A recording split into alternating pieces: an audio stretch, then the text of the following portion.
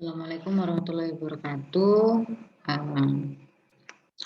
Salam sejahtera untuk kita. Kali ini kita ada di tatap muka yang kedua.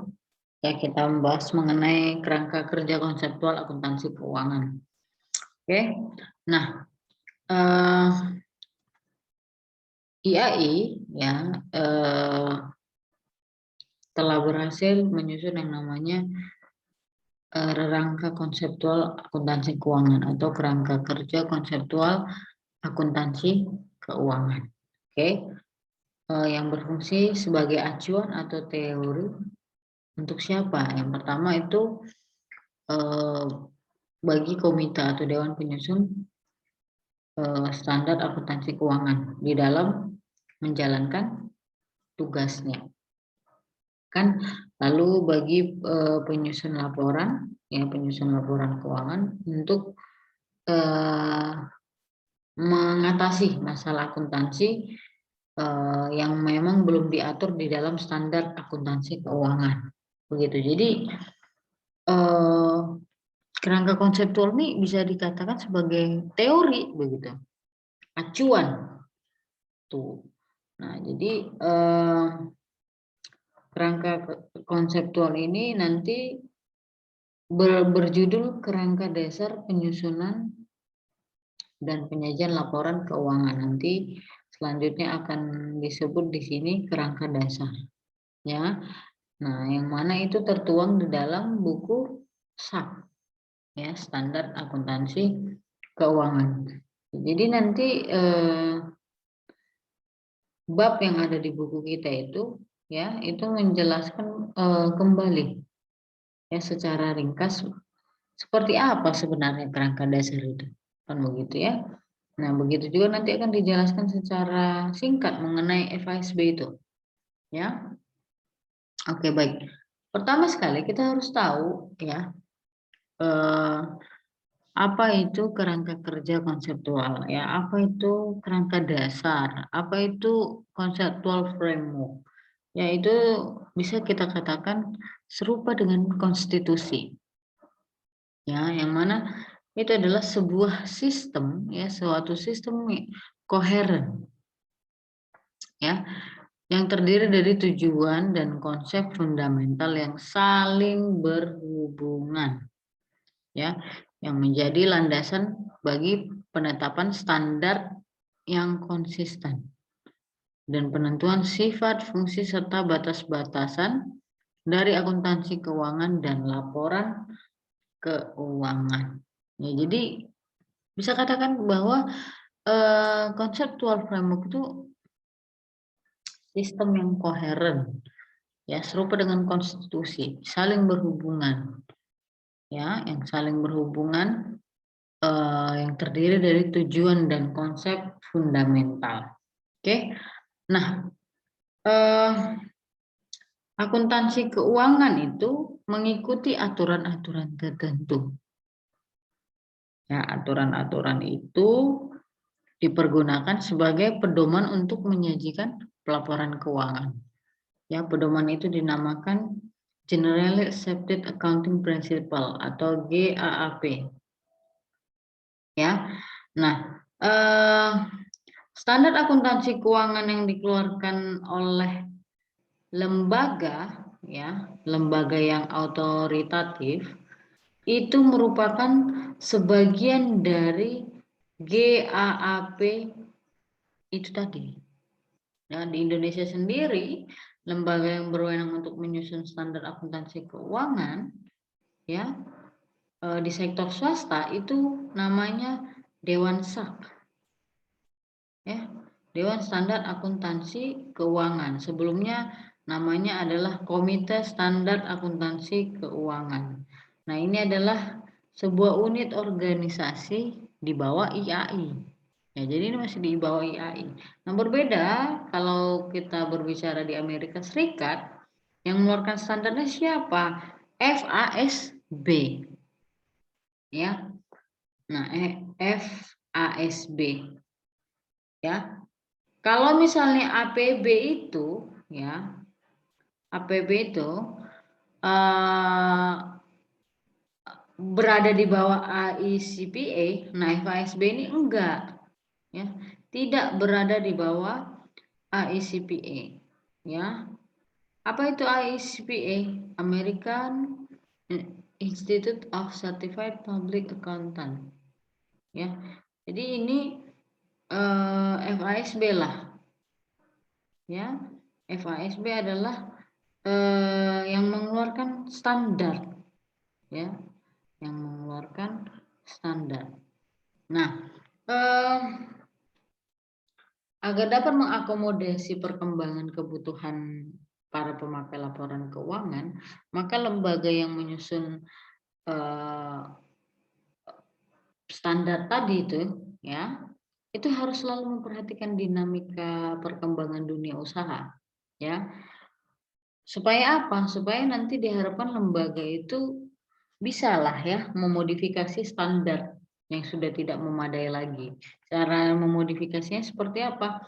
Ya bisa saja dia keluarkan standar baru sebagai pelengkap yang lama atau sekalian sebagai pengganti yang lama. Jadi itu. Jadi sangat diharapkan bahwa lembaga-lembaga tadi itu memang mengikuti ya.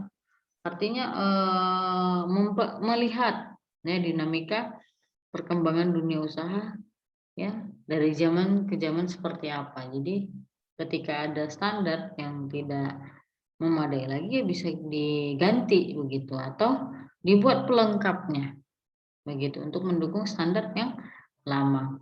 Nah untuk itu ya untuk melakukan tugasnya tadi itu ya, di dalam penyusunan standar tadi ya lembaga itu tadi ya mendasarkan pada kaidah-kaidah yang berupa kerangka konseptual akuntansi keuangan.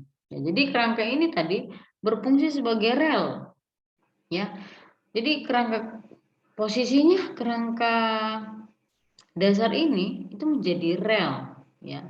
Jadi kerangka konseptual akuntansi keuangan ini menyediakan wawasan teoritis. Tadi udah di awal udah Ibu bilang kan bahwa ini teori acuan gitu. Ya, yang menjadi rujukan di dalam mengembangkan standar itu tadi. Standar apa? Standar akuntansi keuangan dan pelaporan, ya. Nah, Dewan SAK ya yang ada di Indonesia itu telah menyusun kerangka dasar yang dituangkan bersama-sama dengan berbagai pernyataan standar akuntansi keuangan di dalam sebuah buku yang berjudul SAK ya yang berjudul SAK ya standar akuntansi keuangan ya kerangka dasar merumuskan konsep yang mendasari penyusunan dan penyajian laporan keuangan bagi para pemakai eksternal dengan tujuan apa? Agar dapat digunakan sebagai acuan bagi pihak-pihak berikut. Siapa aja itu? Dewan SAK, lalu penyusun laporan keuangan, auditor, dan para pemakai laporan keuangan. Oke, nah kerangka dasar itu tadi yang barusan Ibu sebutkan tadi itu adalah satu-satunya pernyataan konsep yang dikeluarkan oleh IAI, ya. Nah, berbeda dari IAI, ya, yang hanya mengeluarkan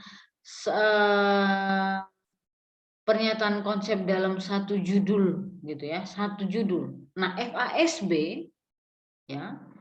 FASB ini mengeluarkan 7 buah pernyataan, ya, 7 buah pernyataan konsep, ya dari yang disebut SFAC, ya nomor 1 sampai nomor 7. Namun secara keseluruhan, ya nomor 6 lah, ya nomor 6 lah yang sebagai conceptual framework, ya. Conceptual framework. Apa dikatakan di dalam SFAC nomor 6 itu?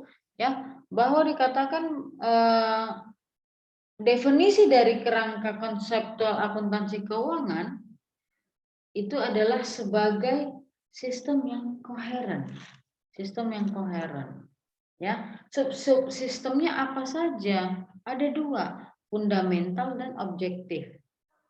Ya, Yang mana ini berdua saling terkait. Objektif ini di sini apa?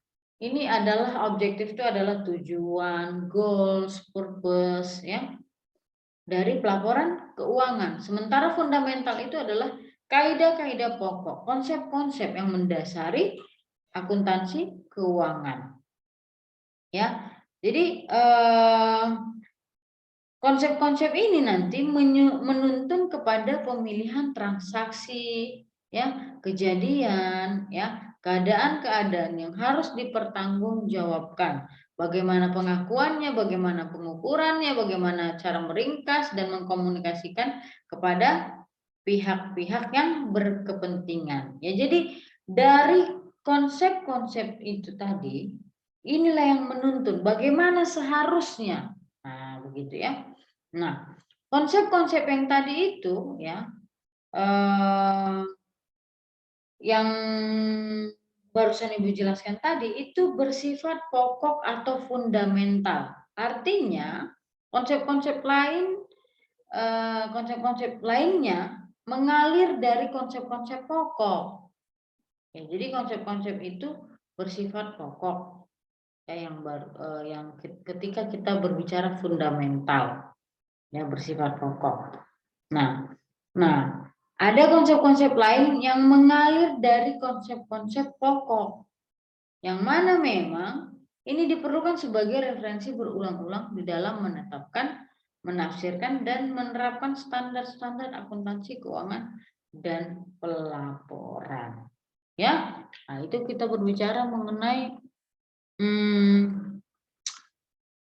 kerangka konseptual atau kerangka dasar. Lalu kita berbicara mengenai tujuan akuntansi. Ya, kita lihat dulu menurut kerangka dasar, ya kerangka dasar. Oke, nah para pemakai laporan keuangan di sini menurut kerangka dasar itu adalah investor, ya. Lalu karyawan, pemberi pinjaman, pemasok, kreditor, pelanggan, pemerintah, dan masyarakat. Ya, jadi kerangka dasar ini menyatakan bahwa tujuan laporan keuangan itu adalah menyediakan informasi yang berguna, ya kan? Tentang apa? Tentang posisi keuangan. Ya, lalu tentang kinerjanya serta perubahan posisi keuangan. Yang mana untuk pengambilan keputusan bagi para pemakai. Begitu. Dan untuk terakhir untuk sebagai pertanggungjawaban pihak manajemen. Ya, pertanggungjawaban pihak manajemen kepada pemilik. Ya, pertanggungjawaban. Itu tujuan akuntansi menurut kerangka dasar. Ya. Nah, lalu ketika kita melihat menurut SFAC nomor 1, ya, kalau di SFAC nomor 1 itu menggunakan judul tujuan pelaporan keuangan, bukan tujuan laporan keuangan, beda. Ya, pelaporan keuangan ini jauh lebih luas. Nah, laporan keuangan itu merupakan bagian dari pelaporan keuangan. Jadi tidak menurut FASB itu pelaporan keuangan itu terdiri atas apa? Ada laporan keuangan, ya kan? Apa itu laporan laba rugi, neraca, perubahan modal, arus kas, begitu ya. Ada pengungkapan di situ, ya. Pengungkapan. Ya, di mana nanti? Bisa kita lihat di dalam catatan atas laporan keuangan. Ya, bagaimana aliran kosnya, penilaian persediaan. Nah, itu pengungkapan. Nah, informasi pelengkap ya, mungkin tentang perubahan harga-harga ya di masa inflasi. Oke, lalu adanya alat-alat pelaporan keuangan lainnya. Misalnya apa? Surat-surat atau diskusi ya. Itu. Jadi itu pelaporan keuangan menurut FASB.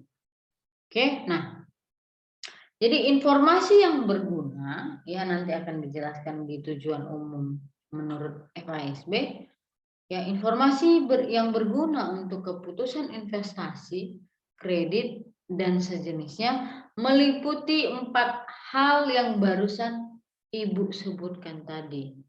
Ya, plus informasi lainnya. Seperti apa informasi lainnya itu? Ya, laporan para analis, ya, artikel-artikel tentang perusahaan itu, ya begitu. Ya, informasi yang berguna. Ya, oke. Nah, tujuan pelaporan keuangan ya oleh perusahaan bisnis menurut FASB itu ya digambarkan ya, dibentuk secara hierarkis. Ya, ada tujuan umum, ada tujuan utama, dan terakhir ada tujuan sekunder. Nah, tujuan umum ya dikatakan bahwa tujuan umum ya pelaporan keuangan itu adalah untuk menyediakan informasi yang berguna bagi para investor dan calon investor, ya, kreditor dan calon kreditor atau pemakai lainnya di dalam pengambilan keputusan yang rasional mengenai apa? Ya, investasi kah, ya, kredit kah, dan lain-lain sebagainya. Ya, maka informasi tersebut harus dapat dipahami oleh seluruh pihak. Ya, yang mana ini memang mempunyai pengetahuan tentang aktivitas bisnis, ya, memiliki pengetahuan tentang apa? Tentang ekonomi, ya, dan yang mempunyai ketekunan cukup, ya, ketekunan yang cukup untuk mempelajari informasi yang dia dapatkan. Nah, jadi FASB itu tadi menyebutkan bahwa pemakai eksternal yang utama itu adalah investor, calon investor, kreditor, dan calon kreditor. Ya. Nah, jadi tujuan umum dari pelaporan keuangan ini itu ditekankan untuk mereka. Alasannya apa? Ya, alasannya adalah kalau tujuan mereka terpenuhi, maka tujuan pemakai lainnya pun akan dapat dipenuhi atau dipertemukan. Karena mereka sebenarnya juga berkepentingan dengan aspek-aspek keuangan yang sama. Begitu. Itulah berbicara mengenai tujuan umum. Lalu kita lihat tujuan utama. Ya, FASB mengatakan bahwa tujuan utama dari pelaporan keuangan itu adalah menyajikan informasi. Ya, untuk apa? Untuk membantu investor dan calon investor, kreditor dan calon kreditor, dan pengguna lainnya di dalam menaksir prospek aliran kas di masa mendatang. Ya, lalu tujuan utama pelaporan keuangan itu adalah menyajikan informasi mengenai apa? Aktiva dan kewajiban. Lalu prestasi keuangan perusahaan selama satu periode. Lalu bagaimana ya sumber dan penggunaan dananya. Nah, itu tujuan utamanya. Lalu tujuan sekundernya adalah untuk menyajikan informasi bagi manajemen yang membuat keputusan terbaik bagi kepentingan pemilik. Ya, itu menyajikan informasi bagi manajemen untuk membuat keputusan terbaik bagi si pemilik. Ya, lalu menyajikan informasi bagi pemilik untuk memprediksi prestasi manajemen di dalam mengelola perusahaan. Ya. Lalu yang terakhir adalah untuk menyajikan informasi yang memberikan penjelasan dan interpretasi laporan-laporan untuk membantu agar para pemakainya itu mengerti tentang informasi keuangan yang disajikan. Oke, nah itu ketika kita berbicara mengenai tujuan akuntansi. Nah, ini asumsi dasar ini ya. Nah, ini sebenarnya sudah dibahas ya. Ini sudah dibahas di pengantar akuntansi 1. Ya, ini tapi kita lihat saja ya. Di dalam kerangka kerangka dasar ya, kerangka konseptual ya, ada secara eksplisit ada dua asumsi ya, ada dasar akrual dan kelangsungan usaha. Nah, kalau dasar akrual ini kan sudah tahu ya, accrual basis yang mengakui pendapatan dan beban ketika transaksinya terjadi. Ya tidak peduli kasnya mau diterima atau dikeluarkan begitu ya. Jadi ketika memang ada transaksi begitu ya, ada transaksi berkaitan dengan pendapatan ya akan diakui pada saat terjadinya begitu transaksi itu. Begitu juga dengan beban ya. Lalu ada asumsi yang kedua itu kelangsungan usaha ya. Kelangsungan usaha di sini maksudnya seperti apa? Ya, ini memandang bahwa perusahaan itu didirikan itu akan mampu melaksanakan kegiatannya secara terus-menerus begitu. Jadi tidak bermaksud untuk dilikuidasi, tidak bermaksud untuk dibubarkan dalam jangka waktu yang dekat. Begitu. Nah, jadi nantinya asumsi dari kelangsungan usaha inilah yang memberikan dukungan terhadap penyiapan laporan neraca yang melaporkan aktiva sebesar cost historis ya, bukan pada nilai pasar. Jadi cost historis, bukan pada nilai pasar. Oke? Nah, itu tadi secara eksplisit. Lalu secara implisit apa? Ya ada beberapa. Ada 4 asumsi secara implisit. Yang pertama tentang ada dia asumsi entitas akuntansi. Ya ini memandang bahwa perusahaan itu sebagai unit yang berdiri sendiri dan terpisah dari pihak-pihak yang mempunyai kepentingan ya dengan keuangan perusahaan. Ya nanti konsep yang begini tuh penting untuk apa? Menentukan bidang perhatian akuntansi. Ya, yaitu apa? Mengidentifikasi, mengukur, mencatat, melaporkan objek dan aktivitas perusahaan, gitu ya. Yang bukan objek atau aktivitas perusahaan tidak menjadi pusat perhatian, gitu ya. Nah, oleh karena itu objek dan aktivitas tersebut tidak diukur dan tidak dicatat ataupun tidak dilaporkan. Ya, jadi yang bukan merupakan objek atau aktivitas dari perusahaan itu tidak akan menjadi perhatian begitu. Lalu ada yang kedua itu transaksi independen. Ya, ini asumsi ini memandang bahwa transaksi perusahaan dengan pihak lain itu menjadi dasar pencatatan akuntansi. Dan perubahan apapun itu di dalam nilai aktiva, kewajiban, pendapatan, biaya dan ekuitas umum tidak dicatat kecuali jika telah terjadi transaksi. Ya, transaksi yang dicatat oleh akuntansi adalah transaksi yang independen. Ya, transaksi maksudnya transaksi independen di sini adalah transaksi yang terjadi di antara dua pihak yang independen. Ya, dua pihak yang independen.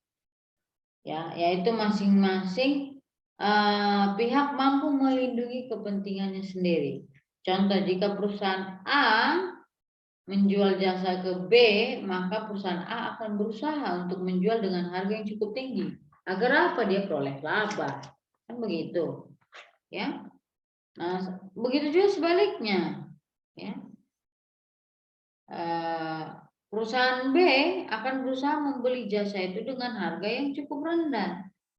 Nanti harga yang sudah disepakati adalah itu hasil akhirnya.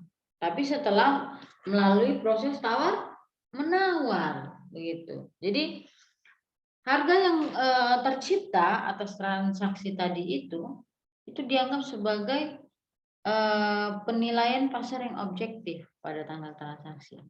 dan dipandang sebagai nilai yang objektif untuk tujuan pengukuran akuntansi, ya, gitu. Lalu ada unit moneter, ya, ini asumsi unit moneter ini memandang bahwa apa ya, nilai uang itu stabil dari waktu ke waktu, sehingga akuntansi menggunakan unit moneter sebagai alat pengukur suatu objek ataupun aktivitas perusahaan. Ya, maka banyak penilaian elemen-elemen neraca ataupun laporan laba yang menggunakan cost history. Ya, dan asumsi ini, ya, asumsi unit moneter ini, data-data yang ada di laporan keuangan atau data-data yang akan dilaporkan itu ya dinyatakan dalam satuan mata uang atau unit moneter, begitu. Lalu ada yang keempat, periode akuntansi, ya, bahwa asumsi ini memandang umur perusahaan itu dapat dipenggal menjadi beberapa periode, menjadi periode-periode yang bersifat buatan, ya, yang bersifat buatan. Jadi nanti ini berkaitan dengan asumsi dasar kelangsungan usaha. Jadi contohnya saja, ketika seandainya kita mau menunggu sampai perusahaannya bubar, begitu, maka kita dapat menghitung rugi atau laba sebenarnya, itu udah tidak masuk akal, begitu, ya kan? Ya, jadi sebab pada saat dengan membandingkan posisi keuangan pada saat bubarnya perusahaan dan pada saat berdirinya, ya, kita pasti bisa, ya, menentukan dengan pasti besarnya rugi laba perusahaan itu sepanjang hidupnya. Cuman cara yang tadi itu kita tunggu dulu, gitu kan, itu ya tidak dikehendaki, kan. Jadi maka dari itu ya keputusannya ya yang harus diambil adalah ini, bahwa membagi umur perusahaan itu menjadi beberapa periode, ya. Lagi pula secara normal itu kita nggak akan bisa tentuin tuh kapan perusahaan akan bubar. Jadi makanya ya kita memerlukan laporan keuangan itu yang dibuat setiap periode, ya mungkin sekali setahun, ya kan, seperti itu. Jadi penggal-penggal, gitu. Oke, itu berbicara mengenai asumsi, ya, asumsi dasar. Nah, untuk karakteristik, ya, mengenai informasi akuntansi itu ini sudah dibahas, ya, di pengantar akuntansi yang pertama. Nanti silakan kalian perhatikan, ya, di bukunya kita, ya, di bukunya kita bagaimana karakteristik informasi akuntansi itu, ya. Bagaimana menurut kerangka dasar, bagaimana menurut SFAC nomor 2, ya. Begitu juga dengan elemen-elemennya, ya, elemen-elemen laporan keuangan, ya. Kalau dia menurut kerangka dasar, ya, ada aktiva, ada kewajiban, ya. Ini juga sudah dibahas di pengantar 1, ya. Ada ekuitas, ya. Ada investasi oleh pemilik, ya, ada distribusi kepada pemilik, ada laba komprehensif, lalu ada pendapatan, ada biaya, ada untung, ada rugi atau loss, gitu, ya. Nah, jadi di situ bisa kalian baca, ya, apa elemen-elemennya, ya, menurut kerangka, ya, lalu menurut FASB, begitu, ya, apa-apa saja sebenarnya. Gitu. Oke. Nah, lalu kita bahas mengenai pengakuan dan pengukuran.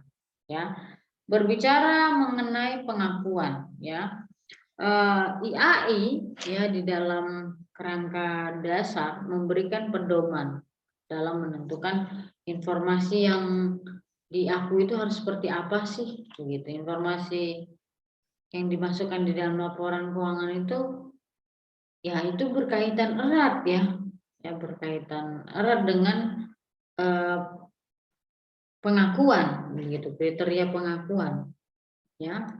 Nah, FASB sendiri juga mengeluarkan pernyataan konsep tentang pengakuan dan pengukuran yang dituangkan di dalam SFAC nomor 5. Ya. Pengakuan pada dasarnya adalah proses pencatatan suatu pos keuangan dan melaporkannya pada periode akuntansi sebagai salah satu elemen di laporan keuangan. Nah, jadi kerangka dasar pada paragraf 82 itu menyatakan bahwa pengakuan merupakan proses pembentukan suatu pos yang memenuhi definisi unsur serta kriteria pengakuan. Ya, pos yang memenuhi definisi suatu unsur, ya, suatu pos gitu ya, yang memenuhi definisi suatu unsur yang harus diakui itu kalau apa, ya. Yang pertama itu, ya, kalau ada kemungkinan bahwa manfaat ekonomi itu berkaitan dengan pos tersebut, ya, dan itu akan mengalir dari dan atau ke dalam perusahaan. Nah, itu dikatakan pos itu memenuhi unsur pengakuan, begitu ya. Nah, lalu apa lagi? Pos tersebut itu mempunyai nilai atau biaya yang dapat diukur dengan andal, ya, dengan andal. Oke. Nah, berbicara mengenai pengakuan ini, ya, kerangka dasar juga mengharuskan pengaitan dengan materialitas, ya, dan elemen-elemen laporan keuangannya, ya, laporan keuangan lainnya, gitu. Nah, berkaitan dengan kriteria tadi itu, ya, kriteria di atas, piutang itu dapat diakui sebagai aktiva kalau telah cukup pasti bahwa perusahaan akan mampu menagih piutang tersebut. Sehingga nanti di periode mendatang itu akan ada aliran kas masuk dari piutang yang tadi. Tetapi jika misalnya bagian dari piutang tersebut itu kecil kemungkinannya untuk dapat ditagih, maka cukup beralasanlah untuk mengurangkan piutang ragu-ragu tadi dari piutang, ya, piutang ragu-ragu. Sehingga piutang bersih yang akan diakui sebagai aktiva di dalam laporan neraca. Yaitu biasanya ada hitungannya di dalam memprediksi berapa piutang tak tertagih atau piutang ragu-ragu gitu ya. Nah, oke. Nah, dikatakan andal, ya, ketika andal itu adalah ketika apa ya, ada relevansinya dengan pengambilan keputusan, begitu. Ya, itu dikatakan andal itu begitu. Jadi secara terinci, ya, kerangka dasar itu menentukan pengakuan terhadap elemen-elemen laporan keuangan. Ya, secara singkat dengan bahasa yang lebih simpel untuk memahaminya, mari kita lihat ini, ya, bahwa aktiva, ya, ketika kita berbicara mengenai aktiva, maka aktiva itu diakui di neraca tadi kalau cukup pasti atau probable bahwa manfaat ekonominya ada di depan yang akan diperoleh perusahaan, dan nilainya itu dapat diukur secara andal, begitu ya, secara andal. Nah, jika tidak maka tidak ada pengakuan aktiva, begitu. Jika tadi misalnya nggak pasti gitu, terus nggak andal, berarti nggak ada pengakuan terhadap aktiva.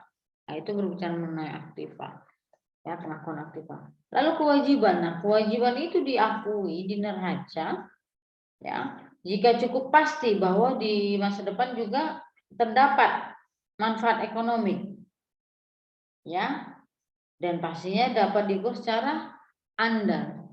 Lalu ada penghasilan, ya, itu diakui kalau ada juga manfaatnya di masa depan yang berkaitan dengan peningkatan aktiva atau penurunan kewajiban yang telah terjadi, dan nilainya itu dapat diukur secara andal. Oke, lalu yang terakhir tuh beban. Beban dapat diakui, ya, di laporan laba rugi kalau penurunan manfaat ekonomiknya di masa depan yang berkaitan dengan penurunan aktiva atau peningkatan kewajiban telah terjadi, dan nilainya itu dapat diukur secara andal.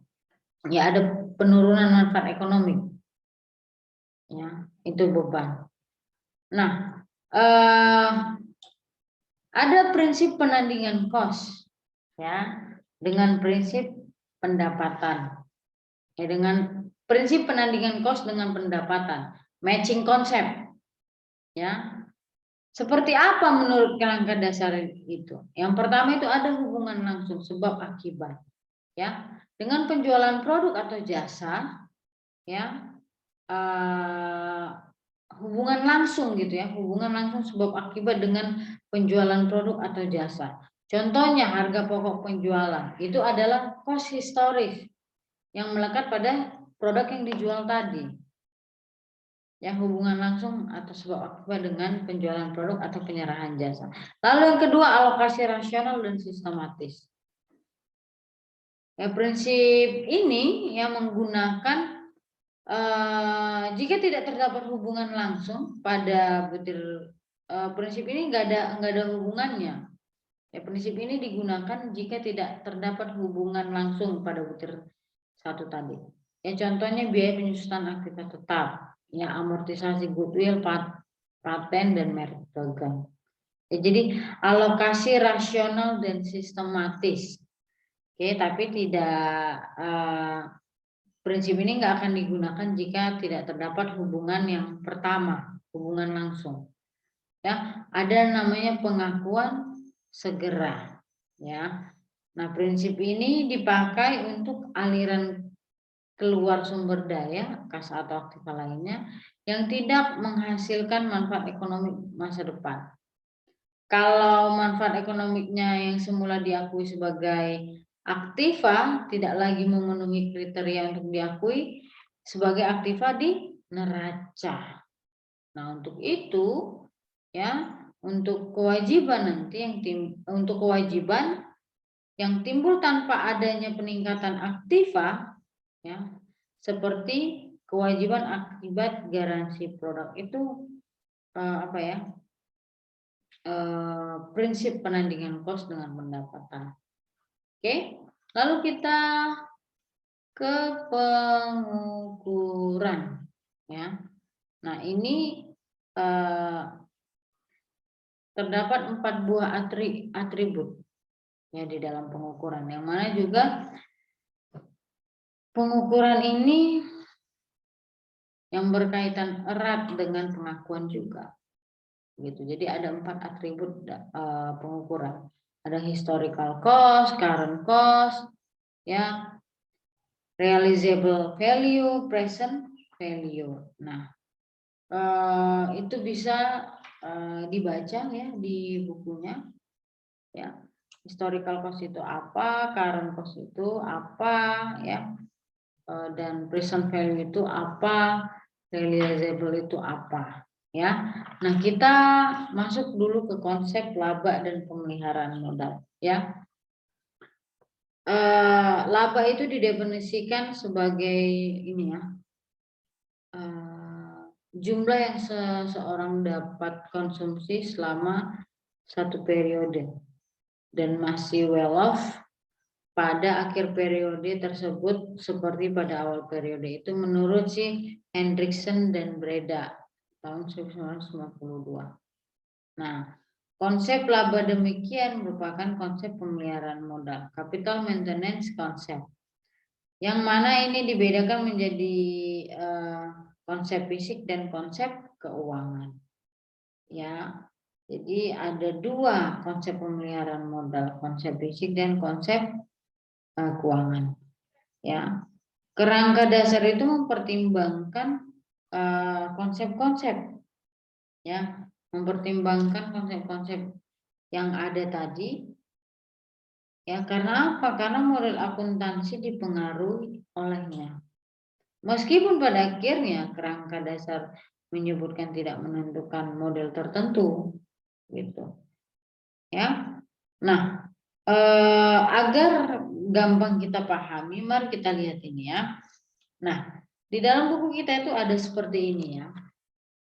Oke, kita lihat aktiva perusahaan milik Pak Ahmad itu awal Januari 2005 itu terdiri dari kas 4.000 ya, persediaan barang dagang itu 20.000, yaitu 20 kilogram beras ya, 1.000 ya masing-masing per kilonya, lalu utangnya 0 kan, dan modalnya 24 ya.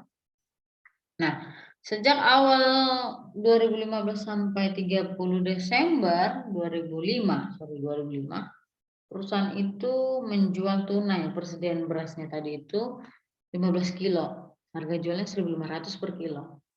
Atau kalau kita totalkan 22.500. Nah, lalu dia membayar gaji karyawan selama 1 tahun 4.000. Nah, neraca awal dan akhir tahun 2015 itu kita lihat seperti ini. Ya, akan kelihatan bahwa aktiva neto awal periode itu 24.000, akhir tuh jadi 27.500.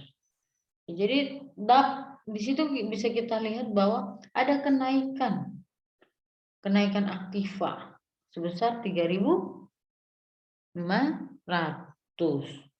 Nah, inilah jumlah yang bisa ya dikonsumsi oleh si pemilik selama satu periode. Contoh ini 1 tahun ya, tanpa mengganggu modal awalnya. Itu ya, itu yang dapat 3.500 itu yang dapat digunakan. Oke. Nah, aktiva produktif itu juga bisa dinilai dengan current cost. Ya. Umpamakanlah persediaan akhirnya itu 5 kg. Dinilai dengan current cost ya 1.200, berarti totalnya menjadi 6.000. Dari mana tuh Bu? 1.200 kali 5. Jadi nanti jadi terdapat kenaikan ya. Terdapat kenaikan nilai aktiva produktif sebesar 1.000 dari 5.000 menjadi 6.000. Ya, ada apa namanya, kenaikan ya. Nah, kenaikan ini, pertanyaannya adalah kenaikan ini merupakan bagian dari laba enggak? Ya, tergantung konsep pemeliharaan modal yang digunakan. Konsep apa yang digunakan? Fisik kah atau keuangan, kan begitu ya. Nah, menurut konsep keuangan, kenaikan nilai itu tadi boleh menjadi bagian dari laba. Sehingga laba perusahaan milik Pak Ahmadi itu adalah 4.500. Ya kan? Itu kalau dia konsep keuangan. Tapi Berbeda ketika kita menggunakan konsep fisik. Ya kan? Laba yang diperoleh itu ya, laba diperoleh hanya jika kapasitas produktif fisik pada akhir periode itu melebihi kapasitas produktif fisik pada awal periode. Juga setelah pengaruh transaksi dengan pemilik dieliminasi. Ya. Jadi modal produktif dapat dipertahankan hanya apabila current cost dari harta produktif tersebut itu dipertahankan. Ya kan? Aktiva produktif yang dipertahankan pada akhir tahun ini kan contohnya sisanya itu 5 kg. Yang berasal dari awal kan, dari aktiva produktif awal yang awalnya tadi itu 20 kilo. Gitu ya. Nah, lalu ya menurut konsep fisik ini kenaikan itu tidak bisa diakui sebagai bagian dari laba. Sehingga labanya itu tetap 3.500. Ya, jika konsep fisik ini digunakan, maka aktiva produk awal yang masih tersisa tadi sampai akhir tahun itu dan begitu juga aktiva produktif akhir tahun itu harus dinilai dulu dengan menggunakan current cost pada akhir periode. Ya. Aktiva total awal dan total akhir tahun jika perusahaan itu menggunakan current cost adalah seperti yang terlihat pada gambar ini. Ya. Jadi di situ ada kas ya, ada sediaan awalnya 20 kilo, terjualnya 15, sisanya 5 kilo. Ya, kita lihat awal tahun, akhir tahun ya. Begitu. Nah, jadi kenaikan aktiva neto selama setahun itu adalah 3.500. Itu dari mana? 28.500 dikurang 25.000. Sehingga laba menurut konsep fisik adalah 3.500. Ya. Konsep fisik di sini itu mengharuskan menggunakan atribut current cost. Sedangkan laporan keuangan itu tidak mengharuskan. Ya. Nah, di dalam menentukan standar akuntansi, ya, FASB itu memilih konsep keuangan. Oke, nah baik, sekian penjelasan dari saya. Assalamualaikum warahmatullahi wabarakatuh dan salam sejahtera untuk kita semua.